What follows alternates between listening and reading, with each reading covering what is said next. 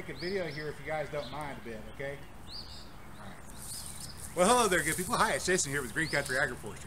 Now that February is over, we're getting into some real spring weather. We're getting temperatures up into the 70s, even into the 80s. The soil is going to be warming up, and we are going to be ready to planting corn very, very soon.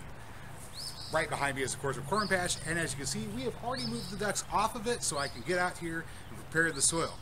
Now, I wanted to show you some differences between the soil that's here and the corn patch, which has not had anything growing on it all throughout the winter season, and of course over here to your left where we have the cover crop that I planted of winter wheat.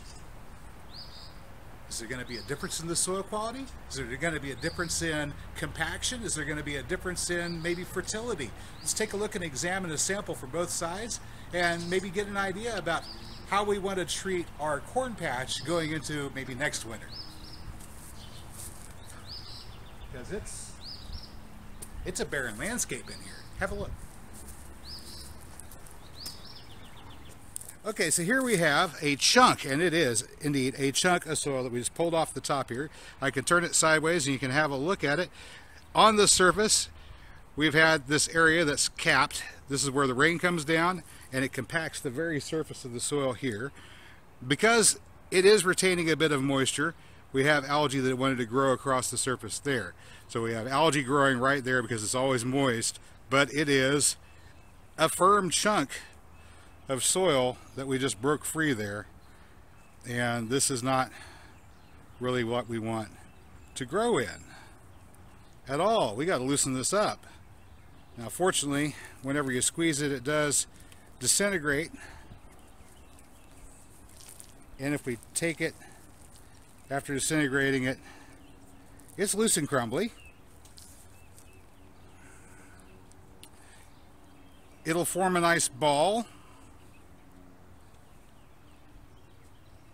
that comes apart readily. So the soil is workable, but it's not in the best of condition right now.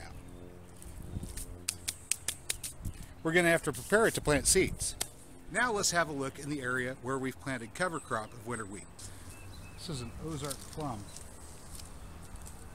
Lots and lots and lots of blooms coming on. I'm standing out here in what was the pumpkin patch last year. This entire area was covered with Seminole pumpkin. We're planting more pumpkins this year, of course, but we're going to try to move some other things out to this area and not allow the pumpkins to come this far in. We're going to keep them closer to the back fence. But let's have a look at the soil underneath my feet here. And here's the contrast. So as the season was coming to a close last year, out here in the corn patch, we did not plant a cover crop. We just let the ducks clean up. But we did plant a cover crop back here. All the way back around here, we planted a cover crop of winter wheat. And it did indeed grow well through the winter. Now it's springtime and it's doing well here. But let's have a look at the ground and see what it did for the soil. Same Warren hoe. Ducks have been trampling through here lately. Let me move some of this stuff out of the way, and I can look and I can see down here also I've got little clovers popping through because we planted clover in addition to the winter wheat. So yes, definitely little clover popping up there. There's some of that wild geranium mixed in. A little bit of biochar coming to the surface here and there. We do have that in, but mostly we've got this nice wheatgrass. Let's get the hoe in, and I'm going to do the same thing I did before. I'm just going to try to pull up a chunk. There we go. There's a chunk.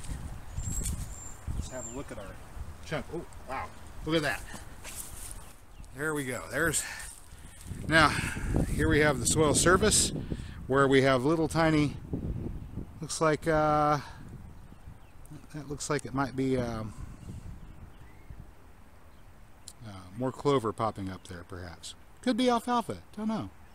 But the soil surface is not capped, it's not compacted at all, it's actually crumbly.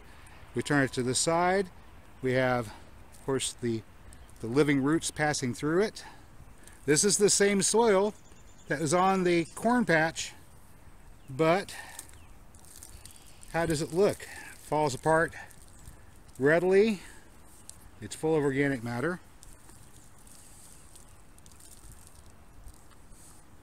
Maybe a bit darker.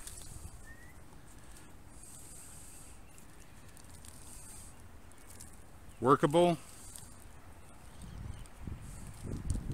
But I think, as loose as it is right now, we're not going to need to do much in the way of working the surface if we want to plant anything into it. We just need to kill off that wheat that's on the surface, or remove it from the area that we're going to plant into. And I think that's quite a bit of an improvement. I've got one more place to show you. This is a place where we had the pumpkins last year, pumpkin patch, but I did not plant cover crop. We just let it be the way it was.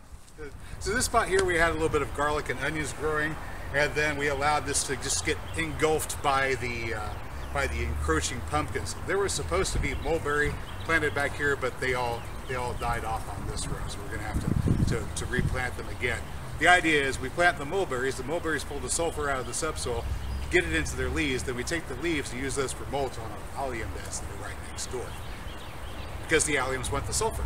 Anyway, this particular patch of ground here was just allowed to go fallow, so it's got some of whatever grass happens to be growing, henbit, dead nettle, geranium. That's about it. That's all we have growing here. But this is just what nature decided to grow. Let's see what a chunk of this stuff looks like. All right, so this is a fairly deep piece. You can see how our geranium, that's that ground cover there, the naturally occurring ground cover, it's got a fairly involved root system. All right, but there's not as much moisture in the soil here. It is very, very crumbly. Not going to be a problem working this soil, but there's another problem that might be of more significance. Once again, not much moisture in this soil. It crumbles away to nothing. But one thing that I've noticed with this soil over here is because it doesn't have as much organic matter, did you notice how much more dry it was? Very, very dry. Crumbled apart easily, and of course being very dry means if it wasn't for that covering on the surface, this dust would just blow away if you had enough of a wind. Look, right here we have bare soil, and as you can see, the surface is dry and dusty. It would not take much of a breeze at all to blow that away. And of course, here in Oklahoma, we're known for having high winds. I need to get this covered and fast. All right, so there you go. We have soil, the exact same soil in 3 separate conditions. We have it here in the corn patch where it was allowed to be grazed on constantly by the ducks, no cover crop planted, just compacted the way it is. We've got cover crops with the winter wheat over there where the ducks are grazing now. Nice, soft, fluffy. We can plant right into it as soon as the wheat's gone, and it retained a lot of moisture. It retained a lot of that organic matter. And then we've got this section over here, just let go fallow. Not a whole lot of stuff managed to move in and get itself established there though, so we've got bare ground and dry soil just blowing away in the breeze. Well, which one's best? What do you think? Let me know in the comments below. That's all I've got for you today, good people. As always, I hope you found today's video informative or entertaining. If you did, you know what to do. I'll catch you next time. Until then, get out there, get growing.